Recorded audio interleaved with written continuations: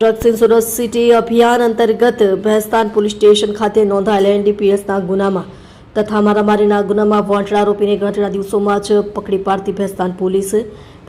સ્ટેશનના police inspector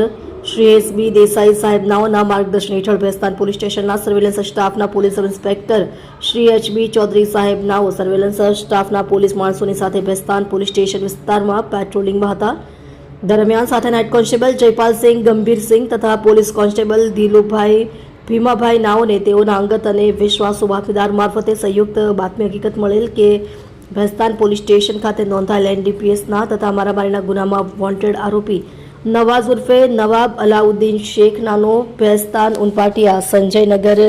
એક ખટે પોતાના ઘર પાસે બેસેલ છે તેવી બાતમી હકીકત મળતા સદર બાતમીવાળી જગ્યાએ જઈ સદર ઈસમને પકડી પાડી તેનું નામઠામ પૂછતા સદર ઈસમે પોતાનું નામ નવાઝ ઉર્ફે નવાઝ અલાઉદ્દીન શેખ ઉંમર વર્ષ 26 ધંધો મજૂરી કામ રહે ઘર નંબર 134 સંજયનગર 1 ઉનપાટિયા ભેસ્તાન સુરત શહેરનાનું હોવાનું જણાવતા તેની યુક્તિ પ્રયુક્તિથી પૂછપરછ કરતા તે ભેસ્તાન પોલીસ સ્ટેશન ખાતે નોંધાયેલા એનડીપીએસના તથા